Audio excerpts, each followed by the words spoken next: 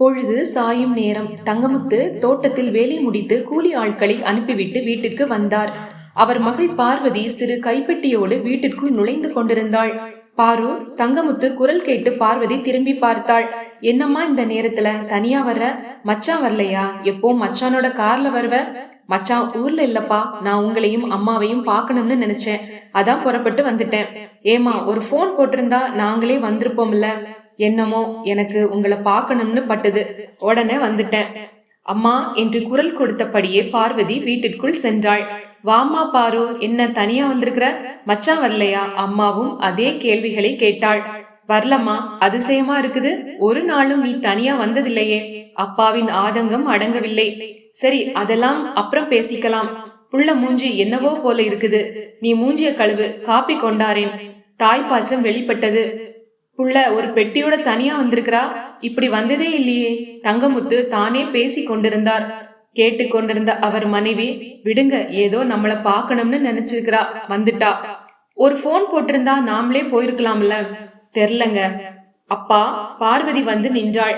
நான் ஒரு வாரத்துக்கு உங்க கூட இருந்துட்டு போகலாம்னு தான் ட்ரெஸ் எல்லாம் எடுத்துட்டு வந்தேன். நீ வந்தது மச்சானுக்கு தெரியுமா? இல்லப்பா. பின்ன அவரு வெளியூர் போயிருக்கிறாரு, 2 நாள் ஆச்சு. அத்தை கிட்ட சொல்லிட்டு தான் வந்தேன். அவங்க உன்னை தனியா போகாதேன்னு சொல்லலையா? சொன்னாங்க. அதனால என்னங்க, இங்க பஸ் ஏறினா எங்க ஊருக்குள்ள போய் இறங்க போறேன்னு சொல்லிட்டு தான் வந்துட்டேன். அடுத்த நாள் காலையிலேயே பார்வதியின் கணவன் கனகரத்தினம் வந்து விட்டான். வாங்க மாப்பிள்ள, பார்வதி எங்கங்க? நான் ஒரு சோழியா கோயம்புத்தூர் போயிருந்தேன். வீட்டுக்கு வந்து பார்த்தா பார்வதி இல்ல, இங்க புறப்பட்டு வந்தான்னு அம்மா சொன்னாங்க. அவங்க தனியா போகாதேன்னு சொல்லியும் கேட்காம வந்துட்டாளாம். பாரு, தங்கமுத்து உள்ளே குரல் கொடுத்தார். இங்கே பாரு, யார் வந்திருக்கான்னு. வந்த பார்வதி மௌனமாக நின்றாள். என்ன பாரு, அம்மா வேண்டாம்னு சொல்ல சொல்ல தனியா புறப்பட்டு வந்துட்ட? அப்புறம் பேசிக்கலாம், உள்ள வந்து உட்காருங்க மாப்பிள்ள. என்னங்க மாமா இப்படி? பாரு ஒரு நாள் கூட வந்ததில்ல. ராத்திரி வீட்டுக்கு வந்து பார்த்ததும் எனக்கு பொக்குன்னு போச்சு, அதான் எந்திரிச்சு படுக்கையில வந்தேன். போய் குளிச்சுட்டு வாங்க, சாவகாசமாய் பேசலாம். பாரு, மாப்பிள்ளைக்கு அலமாரையில இருந்து வேட்டி துண்டெல்லாம் எடுத்துக்கொடு. காலை சிற்றுண்டி சாப்பிட்டபடி, சரி பாரு, புறப்படு, போலாம் என்றான் கனகரத்தினம். அப்பா அம்மா கூட ஒரு வாரம் இருந்துட்டு வரேனுங்க. சரிங்க மாப்பிள்ள, அவ இருந்துட்டு வரட்டும். ஒரு வாரம் ஓடிவிட்டது. பார்வதி புறப்பட போவதாய் தெரியவில்லை. பார்வதி ஒரு வாரம் ஆச்சு. மச்சான காணும். சரி புறப்படு, நானே கொண்டு போய் உன்னை விட்டுட்டு வரேன். புள்ள போயிட்டா நமக்கு பொக்குன்னு இருக்கும். மனைவி மாரியம்மாள் மெல்லிய குரலில் முணுமுணுத்தாள். அதென்ன, 1000 மைலுக்கு அந்த பக்கமா இருக்கிறா? நினைச்சா போய் பார்த்துட்டு வந்துடலாம், பக்கத்துல தானே இருக்கா. என்ன பாரு, புறப்படலாமா? இல்ல, மாப்பிள்ள வந்துருவாரு, அவர் கூட போலாம்ங்கிறியா? நான் இப்ப போகலப்பா. பின்ன நீ எப்ப போக போற? நான் அங்க போகவே மாட்டேன். மாரியம்மா மனைவியை கூப்பிட்டார். இங்க வந்து பாரு, உன் புள்ள என்ன சொல்றான்னு. என்ன சொல்ற? மாப்பிள்ள ஊருக்கு போகவே மாட்டாளாம். ஐயோ, இது என்ன இப்படி சொல்றா? மாரியம்மாள் அழாத குறையாக சொற்களை உதிர்த்தாள். மாப்பிள்ள நல்ல மனுஷரு. உங்க வீட்டுல மாப்பிள்ள, நீ, உங்க அத்தை, 3 பேரு தான். உங்க அத்தையும் உன் மேல எங்களை விட நல்ல பிரியம் வச்சிருக்காங்க. அப்புறம் என்ன குறைச்சல் உனக்கு?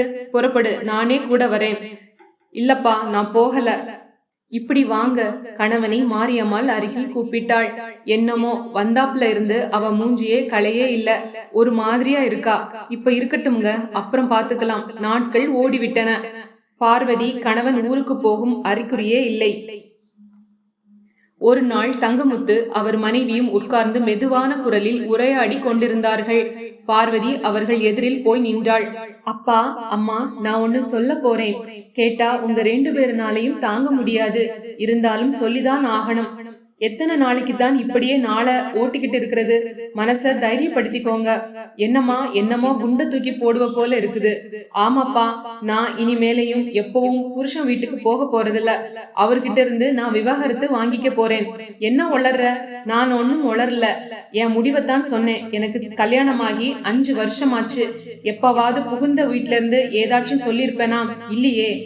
உங்க மாப்பிள்ளைய ரொம்ப தங்கமானவர்னு தான் நினைக்கிறீங்க. எங்க அத்தை என் மேல உங்களை விட பிரியம் வச்சிருக்கிறதா சொல்றீங்க. அதுதான் இல்ல. நான் இத்தனை நாளும் நடந்துகிட்ட விதத்துல அந்த முடிவுக்கு வந்திருக்கிறீங்க. அப்படி ஒரு நடிப்பு உங்களை நம்ப வச்சது. கல்யாணமாகி போய் ஒரு 3 மாசம் நல்லா இருந்திருப்பேன். அதுக்கப்புறம் நான் இத்தனை நாளும் பட்டதெல்லாம் நரக வேதனை தான். நம்ம குடும்பத்துல என் கூட பிறந்த அண்ணன் வேற சாதியில காதலிச்சு கல்யாணம் முடிச்சதுனால உங்களுக்கு பிடிக்காம அவனை அடியோடு அத்து விட்டுட்டீங்க. நீங்க பட்ட வேதனைய நானும் கூட இருந்து பார்த்தவளாச்சே. எனக்கு கல்யாணம் முடிச்சு அனுப்புறப்ப நீங்க மாப்பிள்ளைய பார்த்து மருமகனும் மகனும் நீங்க தான்னு சொன்னது எனக்கு அப்படியே நினைப்புல இருக்குது. அண்ணன் கல்யாணத்துல புண்ணா போன உங்க மனச நான் தான் ஆத்தணும்னு வாழ்ந்துகிட்டு இருந்தேன்.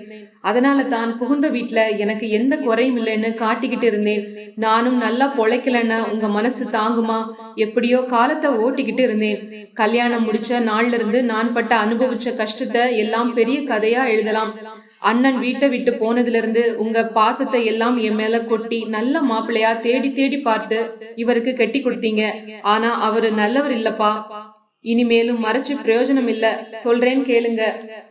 அவர் எப்பவும் வீட்டுல தங்கவே மாட்டாரு. அவங்க அம்மா விவசாயத்தை பாப்பாங்க. ஒரே மகன், ரொம்ப செல்லம். விவசாயத்துல ஏராளமான வரவு. மகன் எவ்வளவு பணம் எப்ப கேட்டாலும் எடுத்து கொடுப்பாங்க. எங்க போற, என்ன பண்றேன்னு ஒன்னும் கேட்க மாட்டாங்க. அவருக்கு நிறைய சிநேகிதக்காரங்க இருக்காங்க. அவங்கள 4 பேரை ஒரு நாளைக்கு திடீர்னு வீட்டுக்கு கூட்டிட்டு வந்தாரு. வீட்டுல பெரிய விருந்து நடக்கும். சாதாரண விருந்து இல்ல, விஸ்கி பிராந்தின்னு பாட்டில்களா வாங்கிட்டு வருவாரு. அத்தை அதையெல்லாம் என்னன்னே கேட்க மாட்டாங்க. என்ன கூப்பிட்டு அப்பன் கூட சிநேகிதர் எல்லாம் வந்திருக்காங்க, அங்க போய் பக்கத்துல இருந்து கவனிப்பாங்க. அவரு ஒரு நாள் கூட என் கூட பிரியமா பேசினதே இல்ல. ஏதாச்சும் சொல்லி திட்டிக்கிட்டே இருப்பாரு, உதச்சும் போடுவாரு. ஒரு நாள் ராத்திரி ரொம்ப நேரமாகி போச்சு. அந்த நேரத்துல வந்து கதவை தட்டினாரு. அத்தை நல்லா தூங்கிக்கிட்டு இருந்தாங்க. நான் எந்திரிச்சு போய் யாரு கதவை தட்டுறதுன்னு சன்னலை திறந்து பார்த்தேன். அவர் ஆடிக்கிட்டே நின்னாரு. நான் கதவை திறந்தேன். என்னடி இந்த நேரத்துல சன்னலை திறந்து வச்சு எதிர்த்த வீட்டை பார்த்துக்கிட்டு இருக்கிற? எதிர்த்த வீட்டுக்காரனுக்கும் உனக்கும் ஏதாச்சும் இருக்கான்னு கையில புகஞ்சுகிட்டே இருந்த சிகரெட்டை அப்படியே வகுத்து மேல குத்தினாரு. இந்தா பாருமா என்று அந்த சூடுபட்ட வடுவை அம்மாவிடம் காட்டினாள். ஐயையோ என்று மாரியம்மாளின் கண்களில் நீர் வந்தது. என்னம்மா இப்படி என்று தங்கமுத்து துடித்தார். இப்படி எத்தனையோ வாட்டி சூடுபட்டிருக்கிறேன். உடம்புல எங்க பார்த்தாலும் தழும்பு இருக்கு. எங்க அத்தைய பத்தி சொன்னா நம்ப கூட மாட்டீங்க. அவங்களுக்கு அவ்வளவு சொத்து இருந்தாலும் மனசு நிறையாது. நீ என்ன சொத்து கொண்டாந்தேன்னு என்ன கேட்காத நாள் இருக்காது. அது மட்டும் இல்ல, அவங்களுக்கு ஏதாச்சும் முக்கியமான செலவு வந்தா போய் உங்க அப்பங்கிட்ட வாங்கிட்டு வான்னு என்ன அனுப்பிடுவாங்க. மகனும் அதுக்கு துணை. உடனே வா போகலாம்னு கூட்டிக்கிட்டு வந்துருவாரு.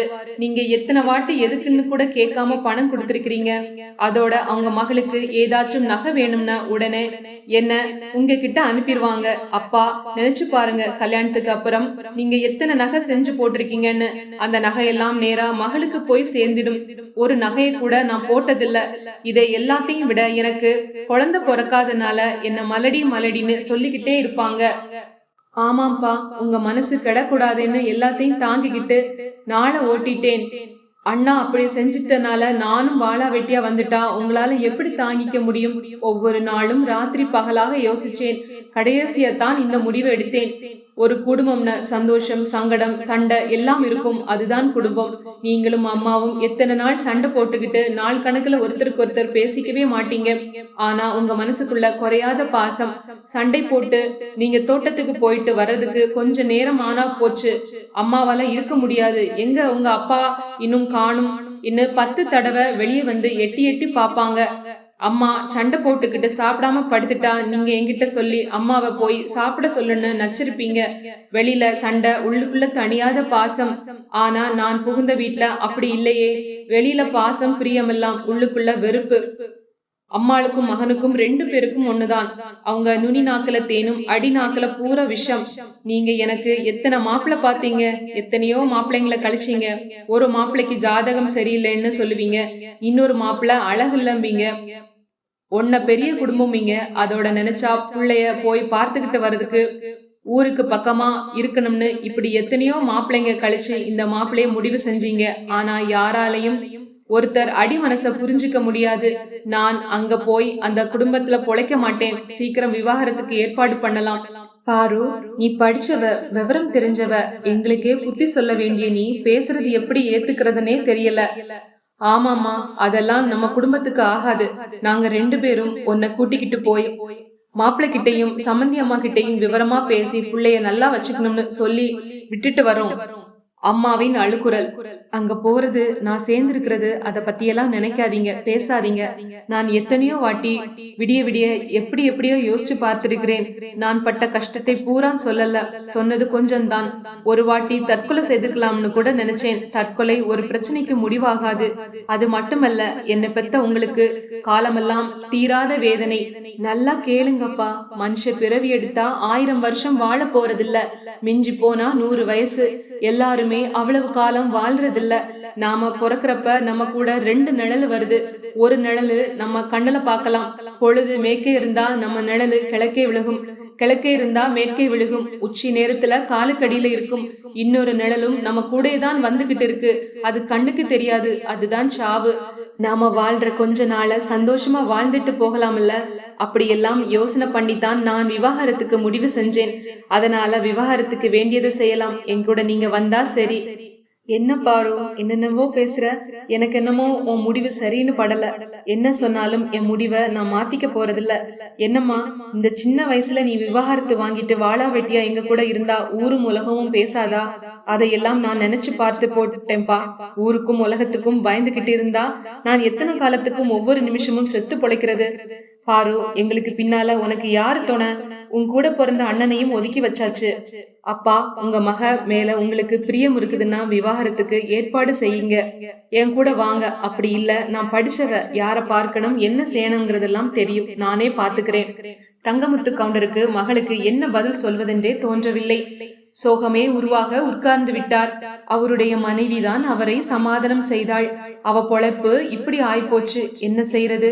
கொஞ்ச நாளைக்கு அவ போக்கிலே விடுங்க, அப்புறம் பாத்துக்கலாம். தங்கமுத்து தலையே ஆட்டினார். பார்வதி ஒரு நாள் தனியே புறப்பட்டு பொள்ளாச்சிக்கு போனாள். அங்கே அவள் கூட படித்த அங்கையர்கண்ணி வழக்கறிஞர் தொழில் புரிவது அவளுக்கு நினைவுக்கு வந்தது. அவளை போய் பார்த்தாள். பாரு, வா வா, பார்த்து ரொம்ப நாளாச்சு. உன் கல்யாணத்தப்ப பார்த்தது. உன் வீட்டுக்காரர் எப்படி இருக்கிறாரு? எத்தனை குழந்தைங்க? அங்கு நான் உன்னை பார்த்து கொஞ்சம் தனியா பேசணும். நீ எப்ப ஃப்ரீ? இப்போ கோர்ட்டுக்கு புறப்பட்டுட்டு இருக்கிறேன். எப்படியும் கோர்ட்டு முடியறதுக்கு மத்தியானம் 1 மணி ஆயிரும். நீ ஒண்ணு பண்ண, எங்க வீட்டுல போய் இரு. என் வீட்டுக்காரரும் வக்கீல் தான், உனக்கு தெரியுமே. அவர் மெட்ராஸ் போயிருக்கிறாரு. வர 2 நாள் ஆகும். வீட்ல எங்க மாமியார் இருக்கிறாங்க. பசங்க 2 பேரும் ஸ்கூலுக்கு போயாச்சு. நீ போய் மாமியார் கூட பேசிக்கிட்டு இரு. நான் சாப்பாட்டுக்கு வந்துருவேன். அப்புறம் கோர்ட்டும் இல்ல, சௌகரியமா பேசிக்கிட்டு இருக்கலாம். எம் ஆபீஸ் பையனை வீடு காட்ட சொல்றேன். பார்வதி அங்கையர்கண்ணின் வீட்டுக்கு போனாள். வீடு பூட்டி இருந்தது. அங்கையர்கண்ணின் அலுவலகத்துக்கே வந்து உட்கார்ந்து கொண்டாள். அங்கையர்கண்ணி நீதிமன்றத்திலிருந்து வந்த போது பார்வதி அவள் அலுவலகத்திலேயே இருந்ததை பார்த்தாள். என்ன பாரு, வீட்டுக்கு போகலையா? போனேன், வீடு பூட்டி இருந்தது, வந்துட்டேன். வா, வீட்டுக்கு போகலாம். இருவரும் நீண்ட நேரம் பேசிக்கொள்ள வீடு சௌகரியமாக இருந்தது. பார்வதி தன் தோழி வழக்கறிஞர் அங்கையர்கண்ணியிடம் மனம் திறந்து எல்லாவற்றையும் கூறினாள். பாரு, உன் சூழ்நிலை எனக்கு புரிஞ்சுது. வாழ்க்கையை பத்தி உன் தத்துவார்த்தமான வாதத்தை நான் அப்படியே ஏத்துக்கிறேன். வாழ்ந்து காட்டுறதுதான் வாழ்க்கை. நானே உன் கேஸ நடத்துறேன். கூட என் வீட்டுக்காரரும் இருக்கிறாரு. நீ சொல்ற காரணங்களால சீக்கிரம் டைவர்ஸ் கிடைச்சிரும். நான் அபிடவிட் ரெடி பண்றேன், நீயும் இரு. வக்காலத்து அபிடவிட் எல்லாம் கையெழுத்து போட்டுட்டு நாளைக்கு ஊருக்கு போகலாம். இல்ல, நான் ஊருக்கு போகணும். அப்பா அம்மா காத்துக்கிட்டு இருப்பாங்க. பாரு, நேத்து ஒரு டைவர்ஸ் கேஸ் ஃபைல் பண்ணினேன். யாரு போட்டாங்க தெரியுமா? நம்ம கூட காலேஜ்ல படிச்சாரே ரகுநந்தன், அவருதான். அவங்க ஒய்ஃப் இங்கதான் பக்கத்து ஊரு, அதான் இங்க போட்டாரு. ரகுநந்தன் என்ற பெயரை கேட்டவுடனேயே பார்வதியின் பழைய நினைவுகள் கடல் அலை என திரும்ப திரும்ப வந்து கொண்டிருந்தன. சரி, அங்கு நான் புறப்படுறேன். ரகுநந்தனை அவளுடைய கல்லூரி நாட்களில் காதலித்தது அவளுடைய உயிர் தோழி அங்கையர்கண்ணிக்கு கூட தெரியாது. சரி, போயிட்டு நாளைக்கு வந்துரு, கையெழுத்து போடணும். திடீர்னு உன் முகத்துல கொஞ்சம் மாறுதல் தெரியுது. ஒண்ணுமில்ல, நம்ம காலேஜ் டேஸ் நினைவுக்கு வந்தது, அதை நினைச்சேன். திரும்பி வராத அந்த காலத்தை நினைச்சா அப்படிதான் இருக்கும். ஏன்னா இனி ஒரு நாள் கூட அது வராதில்ல. ஊருக்கு போய் சேரும் வரை ரகுநந்தனோடு பழகிய நாட்கள் நினைவுதான். ஒரு நாள் கல்லூரி விட்டு வீட்டிற்கு செல்ல பேருந்துக்கு நின்று கொண்டிருந்தாள். ரகுநந்தன் அவளை பின்தொடர்ந்து வந்து அருகில் நின்றான். அடுத்த நாளும் அப்படியேதான். அடுத்த நாள் கேட்டே விட்டாள். ஏன் என் பின்னால ஒவ்வொரு நாளும் வந்துகிட்டு இருக்கீங்க? நீங்க பாட்டுக்கு போறீங்க, நான் என் வழியில வரேன். உங்க பின்னாலே வர்றேன்னு நீங்க ஏன் நினைச்சுக்கணும்? அவளால் ஒன்றும் பேச முடியவில்லை. அதனால் அவள் உள்மனம் அவன் பின்தொடர வேண்டும், அருகில் வந்து நிற்க வேண்டும் என்ற உணர்ச்சியில் இருந்தது. காரணம் தெரியவில்லை. ஒருவேளை பருவ கோளாறின் ஈர்ப்போ? அவன் பின்தொடராத நாட்களில் அவள் எதையோ இழந்ததைப் போல் உணர்ந்தாள். ஒரு நாள் அவன் கல்லூரிக்கு வெளியே வரும் வரை காத்திருந்தாள். அவன் வெளியே வந்த பின்பே நகர்ந்தாள். இன்னொரு நாள் ரகுநந்தன் நெருங்கி வரும் வரை அண்ணன் நடை போட்டாள். அவன் அருகே வந்தவுடன் அவனோடு பேச வேண்டும் போல் இருந்தது. அவளே பேச கூசினாள். மிக நெருங்கி வந்தபோது ஒரு இருமல் இருமினாள். ஏன் பார்வதி, உடம்பு சரியில்லையா? மெதுவா நடக்கிற, இருமுற. தலையை அசைத்தாள். இருவரும் நாளும் அரட்டை அடித்துக் கொண்டு போகும் அளவிற்கு. பார்வதியின் அண்ணன் காதல் திருமணம் அவர்கள் வீட்டில் ஒரு பெரிய மாற்றத்தை ஏற்படுத்தி விட்டது. அந்த நிகழ்வு அவள் எண்ணத்தில் குடியேறி ரகுநந்தனை ஏற்றுக்கொள்ள முடியாமல் செய்து விட்டது. எல்லை மீறாத காதல்களாய் அவர்கள் கல்லூரி நாட்கள் முடிந்து பிரிந்து விட்டனர். அப்பாவும் அம்மாவும் சோகம் கலந்த முகங்களோடு ஏதோ ஒரு இயந்திரம் போல் ஏங்கிக் கொண்டிருந்தனர். விவாகரத்து தொடரப்போகும் விவரத்தை அப்பாவிடம் கூறினாள். பார்வதி, நான் படிச்சது இந்த ஊர் படிப்போட சரி. உன்னையும் அண்ணனையும் பெரிய படிப்பெல்லாம் படிக்க வச்சேன். அவன் அப்படி போயிட்டான், இப்படி ஆயிட்ட. அப்பா, நீங்க கவலையப்படாதீங்க. இனிமேலும் எப்பவும் உங்க கூட தான் இருக்க போறேன். ஆமாமா, எங்களுக்கு அப்புறம் எது நடக்குமோ அது நல்லா நடக்கும். ஒரு நாள் திடீரென தங்கமுத்துவின் மாப்பிள்ளை வந்தார். யாரும் எதிர்பார்க்கவில்லை. உள்ளே வரும்போதே ஒரே ஆர்ப்பாட்டம். என்ன மாமா, உங்க மக இப்படி செய்திருக்கிறா? விவாகரத்து கேஸ் போட்டு எனக்கு கோர்ட் நோட்டீஸ் வந்திருக்குது. குரல் கேட்டு வெளியே வந்த பார்வதி வீடே அதிர கத்தினாள். அவரை போக சொல்லுங்க, ஏதாச்சும் சொல்லணும்னா கோர்ட்ல வந்து சொல்ல சொல்லுங்க. வந்த வேகத்தில் கனகசுந்தரம், சரிங்க போயிட்டு வரேன் என்று சொல்லிவிட்டு வீட்டை விட்டு வெளியேறினான். விவாகரத்து வழக்கு நடந்து கொண்டிருந்தது. கனகரத்தினம் எதிர்வாதம் போடவே நாள் கடத்தினான். ஒரு நாள் பார்வதி அங்கைக்கண்ணியிடம் கேட்டாள், எனக்கு எப்ப டைவர்ஸ் கிடைக்கும்? டைவர்ஸ் கேஸ் எப்பவுமே கொஞ்ச நாள் இழுத்துக்கிட்டு தான் இருக்கும். முடிஞ்ச அளவு 2 பேரையும் சேர்த்து வைக்கதான் கோர்ட் பார்க்கும். கவுன்சிலிங் கூட வைப்பாங்க. கவலைப்படாத, சீக்கிரம் டைவர்ஸ் வாங்கிடலாம். ஆமா, ரகுநந்தன் போட்ட டைவர்ஸ் எப்படி இருக்குது? அதுவும் இப்படிதான் போயிட்டு இருக்குது. வழக்கு முடிவுக்கு வராமல் இழுத்து கொண்டே இருக்குது. நீ அடிக்கடி வர வேண்டாம், நான் பார்த்துக்கிறேன் என்று அங்கேட்கண்ணி கூறியிருந்ததால் பார்வதியும் போகவில்லை. ஏதோ எண்ணிக்கொண்டு பார்வதி ஒரு நாள் அங்கேட்கண்ணியை பார்க்க போன போது, பாரு, நானே உன்னை வர சொல்லலாம்னு இருந்தேன், நீயே வந்துட்ட. அடுத்த புதன்கிழமை உன் கேஸ்ல தீர்ப்பு வருது. ரகுநந்தனுக்கும் அன்னைக்கு தான் தீர்ப்பு சொல்லும் புதன்கிழமை அங்கேட்கண்ணி வரும் முன்பே அவள் அலுவலகத்திற்கு பார்வதி போய்விட்டாள். அவளுக்கு பின்னாலேயே அலுவலகத்துக்குள் நுழைந்தவர்களை பார்த்து அவள் கண்களையே நம்ப முடியவில்லை. அவளுடைய அண்ணன் சிவராமன், ரகுநந்தன் கூட வந்தான். அண்ணா என்று கத்த வேண்டும் போல் இருந்தது அவளுக்கு. அப்பா அம்மா வெறுத்துவிட்ட அளவுக்கு அவன் மேல் வெறுப்பு வரவில்லை. உடன் பிறந்த பாசம் அவள் உள்ளத்துக்குள் சிறு கிளர்ச்சியை ஏற்படுத்ததான் செய்தது. ரகுநந்தனுடனாவது பேசலாம் என நினைத்து கொண்டிருந்த போது பார்வதியை பார்த்த சிவராமன், பாரு, நீ எங்க இங்க வந்த? அதற்குள் அங்கேட்கண்ணி வந்து விட்டாள். நுழைந்தவுடன் ரகுநந்தனுடன் புதிதாக ஒருவர் வந்திருப்பதை பார்த்து, யார் இது என்று கேட்டாள். அவர் என் கூட வேலை செய்யற சிவராமன். ஆமாங்க, அது மட்டுமில்ல, நான் பார்வதியின் கூட பிறந்த அண்ணன். அப்பாடா, ஒரே ஆச்சரியமா இருக்கே. பார்வதி, நீ உனக்கு ஒரு அண்ணன் இருக்கிறதா சொல்லவே இல்லையே. நானும் உங்களை பார்த்ததே இல்ல. என்ன பாரு, நீ வீட்டுக்கு வருவேன்னு எதிர்பார்த்துட்டு இருந்தேன். இங்க வந்து உட்கார்ந்துருக்கிற. பாரு, ரகுநந்தன் கூட பேசினியா? இனிமேல் தான் பேசணும். எல்லோரும் நீதிமன்றத்திற்கு போனார்கள். பாரு, நீ நல்லா இருக்கிறியா? அப்பா அம்மா நல்லா இருக்கிறாங்களா? என்னதான் ஒதுக்கி வச்சிட்டீங்க? அண்ணன் சிவராமன் கேட்டான். பார்வதியால் அண்ணனோடு பேசாமல் இருக்க முடியவில்லை. எல்லோரும் நல்லா இருக்கிறோம். பாரு, இவர் யாருன்னு தெரியுமா? ஓ, நல்லா தெரியுமே. நானும் அங்கேட்கண்ணியும் காலேஜ் படிக்கிறப்போ இவரும் படிச்சாரு. ஆமா, உனக்கு எப்படி இவர் பழக்கம்? நானும் ரகுநந்தனும் ஒரே கம்பெனியில் வேலை செய்கிறோம். நாங்க 2 பேரும் நெருக்கமான ஃப்ரெண்ட்ஸ். அம்மா அப்பா இஷ்டப்படாதனால உன் கல்யாணத்தை அவங்க ஏத்துக்கல. உன்னை ஒரே அடியா ஒதுக்கி வச்சாங்க. அவங்க பார்த்து எனக்கு கல்யாணம் முடிச்சு வச்சாங்க. இப்போ என்ன பாரு, டைவர்ஸ் அளவுல வந்து நிக்கிறேன். அன்று தீர்ப்பும் வழங்கப்படவில்லை. நீதிபதி அடுத்த நாளுக்கு தள்ளி வைத்து விட்டார். பார்வதி, சிவராமன், ரகுநந்தன் மூவரும் அங்கேட்கண்ணி வரட்டும் என்று அவளுடைய அலுவலகத்தில் காத்திருந்தனர். ரகுநந்தன், நீங்க என்ன பேசவே மாட்டேங்கிறீங்க? பார்வதி கேட்டாள். சிவராமன் குறுக்கிட்டான்.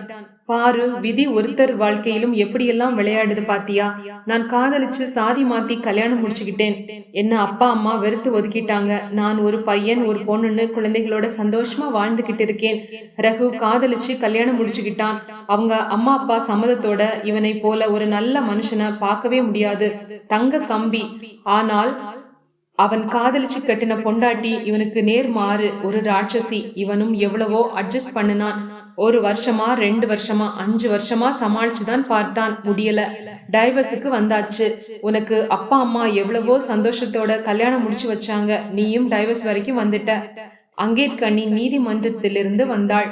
ரகுநந்தனும் சிவராமனும் அங்கேயே தங்கிவிட முடிவு செய்தனர். பாரு, நீ இன்னைக்கு என் வீட்டிலே தங்கிக்கோ, நாளைக்கு போலாம், தீர்ப்பும் ஆயிரும். இல்ல அங்கி, நான் ஊருக்கு போயிட்டு வரேன். வீட்டிற்கு போனதும் பார்வதி கூறினாள், அப்பா, நான் அண்ணனை பார்த்தேன். அப்பா ஒன்றும் கூறவில்லை. அவளுடைய அம்மாதான், சிவராமனை பாத்தியா, எங்க பார்த்த என்று அவளோடு கேட்டாள். பெற்ற தாயல்லவா?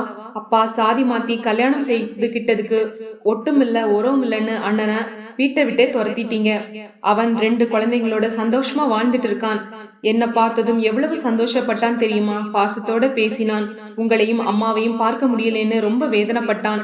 எனக்கு நம் சாதியிலேயே குலம் பார்த்து குடும்ப அந்தஸ்து பார்த்து அளவான குடும்பமான இருக்கும்னு பார்த்து நினைச்சா போயிட்டு வரப்படி ஊருக்கு பக்கத்துல மாப்பிள்ளைய தேடி பார்த்து அத்தனை பொருத்தமும் சரியா இருக்குதான்னு 2-3 ஜோசியரை பார்த்து கல்யாணம் முடிச்சு வச்சீங்க. என் பொழப்பு எப்படி இருக்குதுன்னு பாத்தீங்களா? அப்பாவிடம் மௌனம்தான் பதில். அடுத்த நாள் பார்வதிக்கும் ரகுநந்தனுக்கும் விவாகரத்து கிடைத்தது. அப்போதுதான் பார்வதி ரகுநந்தன் முகத்தில் பூத்த புன்முறுவலை கண்டாள். அங்கி, நான் அப்பா அம்மாவை பார்த்து தீர்ப்பை சொல்லணும். இன்னொரு நாள் நான் உங்க கூட தங்குறப்படி வருகிறேன். அண்ணா, நீ போன உடனே எனக்கு லெட்டர் போடு. ரகுநந்தனுக்கு சீக்கிரம் ஒரு கல்யாணத்திற்கு ஏற்பாடு பண்ணு. அடைப்பட்ட கூட்டிலிருந்து விடுபட்ட குருவியாய் பார்வதி பறந்தாள். சென்னைக்கு போனவுடன் ரகுநந்தனுக்கு ஒரு கல்யாணத்துக்கு ஏற்பாடு பண்ணு என்று பார்வதி சொன்னது சிவராமன் நினைவுக்கு வந்தது. ஏன் பார்வதிக்கும் ரகுநந்தனுக்குமே திருமணம் செய்தால் என்ன என்று எண்ண ஆரம்பித்தாள். முதலில் பார்வதியை கேட்கலாமே என்று அவளை தொலைபேசியில் அழைத்தான். பாரு, நான் தான் அண்ணன் பேசுறேன், சொல்லண்ணா. பாரு, எனக்கு ஒரு யோசனை. நீ படிச்சவ, சுத்தி வளைச்சு சொல்லல, நேராவே கேக்குறேன். நீ ரகுநந்தனை கல்யாணம் செய்துக்கலாம்ல? என்ன பாரு, பேச மாட்டேங்கிற? ஒன்னு சரின்னு சொல்லு, இல்லன்னா வேண்டாம்னு சொல்லு. அவரை கேட்டியா? உன்னுடைய முடிவு தெரிஞ்சுதான் நான் அவர்கிட்ட கேட்க முடியும். நான் சொன்னா அவன் தட்ட மாட்டான். என்ன நல்லா புரிஞ்சுகிட்டவன். நீயே முடிவு செய்யாத, அவரை கேளு. ரகுநந்தனிடம் ஒரு நாள் அவன் எண்ணத்தை சொன்னான். அவன் பதில் ஏதும் பேசாமல் மௌனமாக இருந்தான். ரகு, உன் மௌனம் சம்மதத்துக்கு அறிகுறியா? சிவா, நீ பார்வதியை கேளு. கேக்குறேன். பார்வதி சம்மதிச்சா கல்யாணத்தை முடிச்சிடலாமா? அப்போதே பார்வதியை அழைத்தான். பாரு, ரகுநந்தனை கேட்டேன். அவன் உன்னை கேட்க சொல்றான். அம்மா அப்பா கூட பேசுறேன். அவங்க ஒத்துக்காட்டி முடிவு என்னத்தான் இருக்கும்? நானும் ரகுநந்தனும் காலேஜ்ல படிக்கிறப்பவே நெருங்கி பழகி இருக்கிறோம். என்னை பத்தி அவருக்கு தெரியும், அவரை பத்தி எனக்கு தெரியும். அதுவும் அப்படியா? அந்த நேரத்திலே உன்னை கல்யாணத்துல நம்ம அம்மா அப்பா வேதனையோடு இருந்தாங்க. நாங்க பிரிஞ்சிட்டோம். சரி, அப்பா அம்மாவை கேட்டு சொல்லு. அப்பா, நான் 2ஆம் கல்யாணம் பண்ணிக்கலாம்னு நினைக்கிறேன். அதெல்லாம் வேண்டாமா? அப்பா, நீங்க தானே எங்களுக்கு பின்னால ஒரு துணை இல்லைன்னு எப்படின்னு கேட்டீங்க. நீ விவாகரத்துக்கு போக வேண்டாம். கஷ்டமோ நஷ்டமோ அவர் கூடவே இருக்கணும்னு தான் சொன்னேன். அது மட்டும் இல்ல, ஒரு பொண்ணு 2ஆம் கல்யாணம் செய்துகிட்டா ஊரெல்லாம் பேசுவாங்க, ஒத்துக்க மாட்டாங்க. ஏன்பா ஊரை பத்தியே பேசுறீங்க?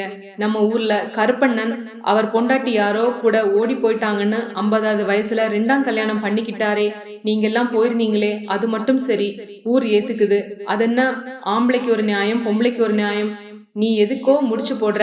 அப்பா, நீங்க அந்த காலத்திலே இருக்கிறீங்க. உலகம் எவ்வளவோ மாறி போச்சு. பாரு, நீ என்னவோ பேசு. என்னால நீ 2ஆம் கல்யாணம் செய்துக்கிறத ஒத்துக்கவே முடியாது. அடுத்த நாளே சிவராமன் கூப்பிட்டான். அப்பா அம்மா என்ன சொன்னாங்க? அண்ணா, அவங்கள திருத்தவே முடியாது. நீ கல்யாணத்துக்கு ஏற்பாடு பண்ணு, நான் ரெடி. நீ எப்ப வர சொன்னாலும் உடனே வரேன். நாம வாழ பிறந்தவங்க. இந்த கதை பிடித்திருந்தால் சேனலுக்கு லைக், ஷேர், சப்ஸ்கிரைப் செய்யுங்கள். நன்றி, வணக்கம்.